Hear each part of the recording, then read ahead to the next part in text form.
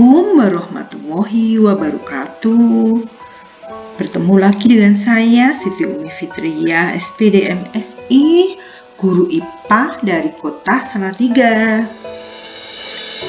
Hai para siswa kelas 7 SMP. Mari kita latihan penilaian harian ya, atau ulangan harian bab yang pertama di semester 2 ini, yaitu sistem organisasi kehidupan makhluk hidup ya. Setelah kita kemarin mempelajari bab yang pertama dan selesai, yaitu sistem organisasi kehidupan makhluk hidup, nah tiba saatnya kita akan melaksanakan penilaian harian ya. Nah, agar penilaian harian nanti kita mendapatkan nilai yang maksimal dan bagus, tidak ada salahnya kita berlatih dulu ya. Mari langsung saja kita berlatih ya. Ya, untuk soal yang pertama, jaringan tumbuhan yang sel-selnya tersusun rapat tanpa ruang antar sel adalah. Nah, penjelasannya, jaringan epitel sel-selnya tersusun rapat tanpa ruang antar sel. Kok epitel? Epidermis ya.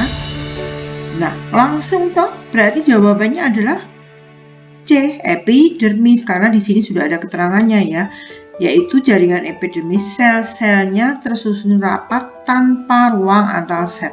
Nah, sama dengan ini kan, berarti jawabannya adalah C. Tapi tidak ada salahnya kita bahas yang lainnya juga ya, agar kita kalau nanti yang keluar selain epidermis kita juga harus paham ya. Jaringan parenkim itu sel-selnya berbentuk bulat dengan dinding selnya tipis. Kemudian jaringan meristem ya, sel-selnya aktif membelah secara terus-menerus, karena meristem ini sel-selnya itu ya merupakan kambium ya, yang menyusun kambium, titik tumbuh akar, titik tumbuh ujung batang ya, jadi selalu membelah. Kemudian jaringan pengangkut. Jaringan pengangkut disusun oleh floem dan xilem yang berhubungan dengan pengangkutan ya. Kita tahu floem mengangkut hasil fotosintesis dari daun ke seluruh tubuh, sedangkan xilem mengangkut air dan garam-garam mineral dari akar menuju daun ya. Jadi jawabannya C, epidermis. Soal yang kedua, senyawa penyusun dinding sel jamur adalah, jawabnya adalah ini, kitin ya. Kitin merupakan zat penyusun dinding sel jamur. Ya udah, jawabannya berarti A ya. Sedangkan dinding sel tumbuhan tersusun atas selulosa, pektin, dan lignin.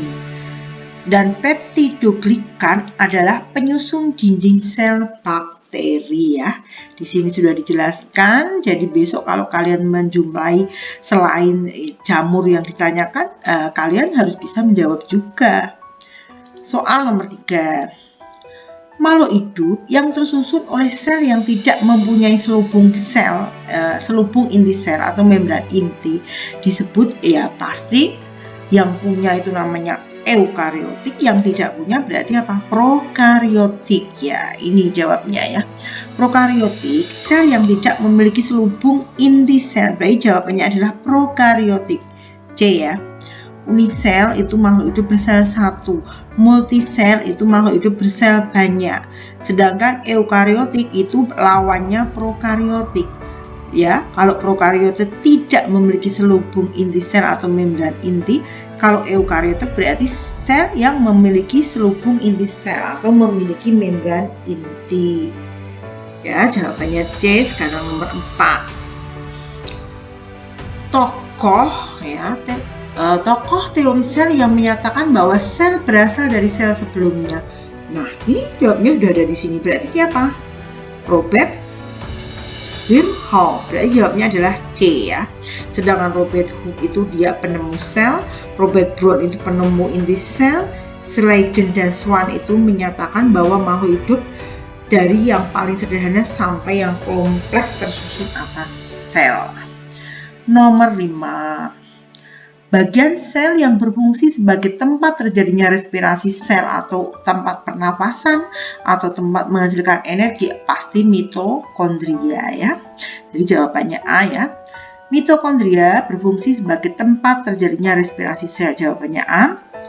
Untuk yang lainnya kita bahas juga ya. Membran sel atau membran inti berfungsi untuk mengatur keluar masuknya zat dari dan ke lingkungan. Membran inti berfungsi untuk mengatur keluar masuknya zat dari dan ke inti sel. Sistem endometrium bukan merupakan organel kan, karena endometrium itu penebalan dinding rahim, jadi nggak ada hubungannya dengan organisasi kehidupan atau sel ya. Sekarang nomor 6. Jaringan tulang keras dapat ditemukan pada tulang yang rawan itu di daun telinga, cuping, dan persendian. Berarti kalau tulang keras di mana? Di sini ya, di tulang betis, tengkorak, tulang jari kaki. Ya, termasuk ini tulang jari kaki, ini tulang ini ya, merupakan tulang sejati atau tulang keras. Sedangkan pada tulang rawan atau kartilago itu pada sel-sel yang ditemukan pada daun telinga, cuping hidung, dan persendian. Jadi jawabannya adalah D. Nomor 6. Berikut ciri-ciri jaringan. Jaringan penguat pada organ dewasa. Dinding selnya menebal mengandung lignin biasanya ini yang dimaksud tumbuhan. Jaringan tumbuhan yang memiliki ciri di atas adalah langsung aja pembahasannya ya. Sklerenkim yaitu jaringan penguat pada organ dewasa, dindingnya selnya tebal mengandung lignin. Jadi ini kata-kata ligninnya tadi kelewatan ya. Jadi jawabannya langsung D ya. Sklerenkim. Sedangkan opsi yang lainnya juga kita bahas sekalian ya. Untuk jaringan kolenkim ya adalah jaringan penguat pada organ muda.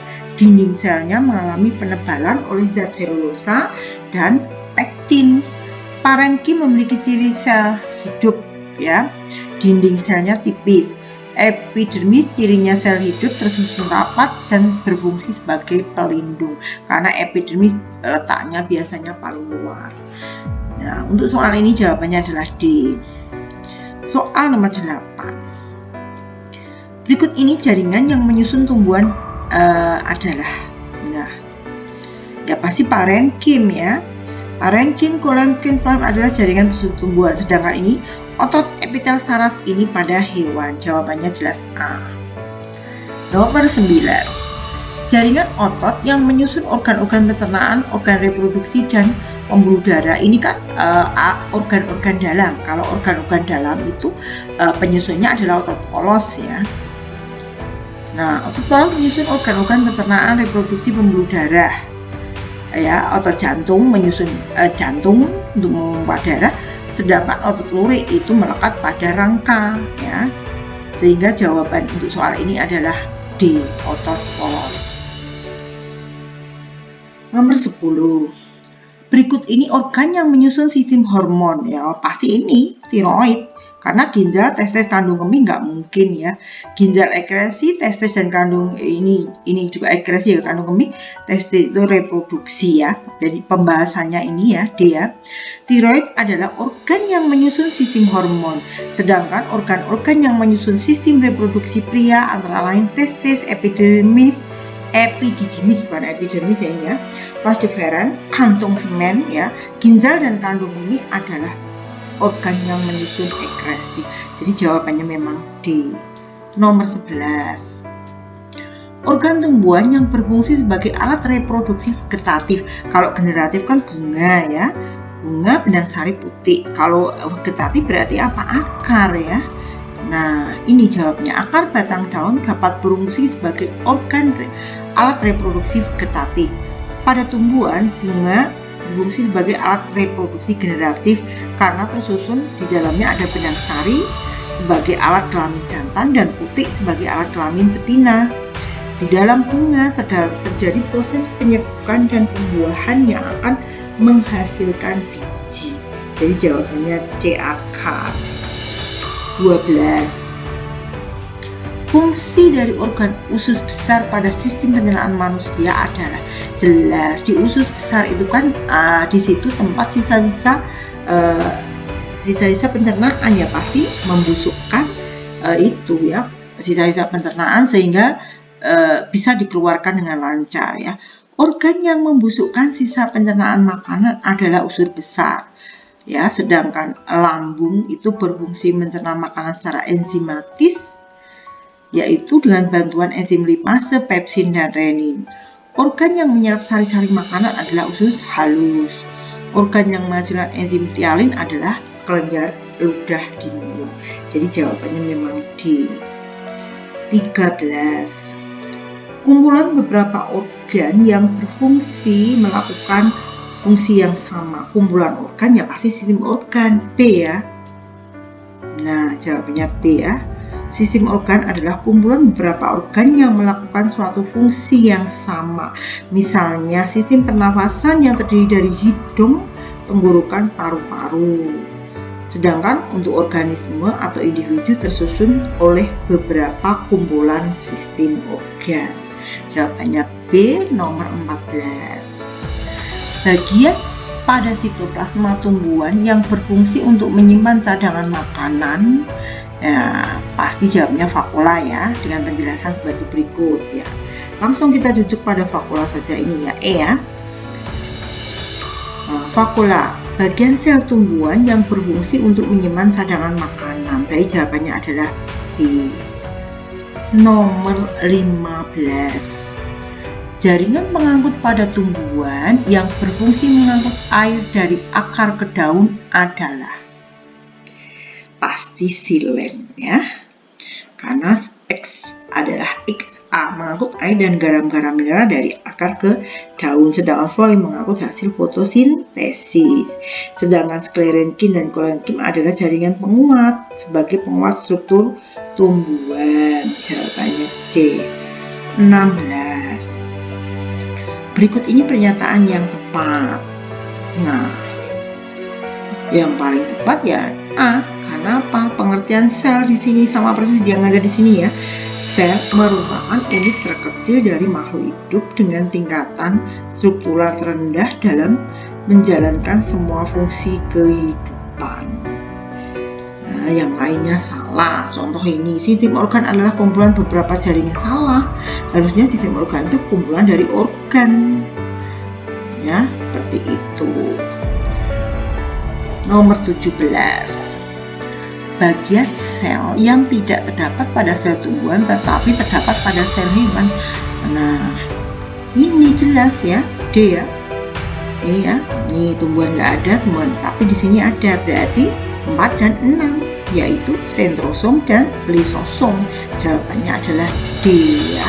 Untuk lebih jelasnya di sini ada tabel ya, pembeda antara sel hewan dan sel tumbuhan. Bisa dipelajari ya. Sekarang nomor 18. Jaringan pada tumbuhan yang mengalami modifikasi menjadi stomata. Ini yang paling luar sendiri ya, pasti epidermis ya. Nih pengertian penjelasannya. Jaringan epidermis yaitu sebagai pelindung jaringan yang ada di bawahnya. Terdiri dari sel-sel epidermis yang rapat terletak di permukaan luar organ tubuh. Nah, ini untuk menjawab soal ini adalah ini ya, mengalami modifikasi menjadi stomata atau mulut daun, trikoma atau bulu daun, duri dan rambut-rambut akar. Jadi jawabannya adalah C, epidermis. 19. Jaringan penguat yang berfungsi untuk menguatkan organ dewasa adalah, tadi sudah dibahas ya, sklerenkim ya. Sklerenkim selnya mati, berfungsi menguatkan organ dewasa. Jadi jawabannya adalah C. Untuk yang lainnya ini bisa dipelajari. Kenapa saya sertakan? Kita kan nggak tahu pasti kalau di soal itu yang keluar sklerenkim. Kalau keluar kolenkim, nah sekalian sudah tahu jawabannya ini. Kalau keluar parenkim juga ini. Nih ciri-ciri parenkim. Kalau keluar epidermis juga ini. Jadi penjelasannya saya ikutkan sekalian dengan harapan kalian belajar tambah itu pengalamannya tambah banyak.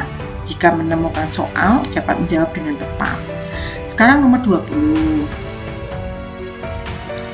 Perbedaan vakula pada tumbuhan dan hewan ya. Jawabannya adalah D. Pada tumbuhan, hanya satu dengan ukuran besar, tapi pada hewan banyak tapi kecil-kecil. Nah, jawabannya D. 21. Organisme yang memiliki dinding sel diantaranya, ya, ini yang nggak punya hanya protozoa karena memang ini ya, ini menuju mirip hewan. Kalau yang lainnya kan tumbuhan ya pasti punya dinding sel. Jadi penjelasannya ini, dinding sel berfungsi melindungi dan menjaga bentuk sel. Beberapa organisme yang memiliki dinding sel yaitu Monera, alga, fungi, dan fungi. Jadi sejenis tumbuhan ya. Sedangkan protozoa dan animalia tidak memiliki dinding sel karena hewan ya. Jawabannya B, nomor 22. Yang termasuk organ utama pada tumbuhan. Ya, di sini jawabnya adalah A, akar. Nah, penjelasannya ini ya. Organ utama pada tumbuhan itu sebenarnya ada akar, batang, dan daun. Tapi kalau disuruh milih ya kita milih akar dulu, karena tumbuhan tanpa akar tidak bisa berdiri ya, tidak bisa menyerap sari-sari makanan, sehingga kita pilih akar dulu yang paling utama ya. Fungsi akar menyerap air dan garam-garam mineral, menguatkan tubuh tumbuhan pada tanah, tempat menyimpan cadangan makanan. Akar, baru batang, baru daun ya. Jadi jawabannya adalah A. Nomor 23. Organisme yang memiliki sel prokaryotik. Ingat, tadi sel prokaryotik adalah sel yang tidak mempunyai membran inti. Nah, itu hanya dimiliki oleh bakteri, karena jamur punya, protista punya, tumbuhan punya ya. Setiap organisme terdiri dari salah satu dari dua jenis sel berikut, yaitu bisa bersel prokaryotik tidak memiliki membran inti, dan sel eukaryotik memiliki membran inti. Organisme bersel prokaryotik adalah bakteri dan archaea, sedangkan organisme yang eukaryotik adalah protista, jamur, tumbuhan, dan hewan ya. Berarti jawabannya adalah A, bakteri. Nah, ternyata latihan kita untuk penilaian harian bab mengenai sistem organisasi kehidupan ya, bab pertama di semester 2 ini sudah selesai. Silahkan kalian pelajari dan semoga di penilaian harian nanti kalian mendapatkan nilai yang maksimal dan dapat menguasai materi ini dengan baik. Terima kasih atas perhatiannya. Mohon maaf jika ada salah-salah kata. Saya akhiri. Assalamualaikum warahmatullahi wabarakatuh. Terima kasih semuanya.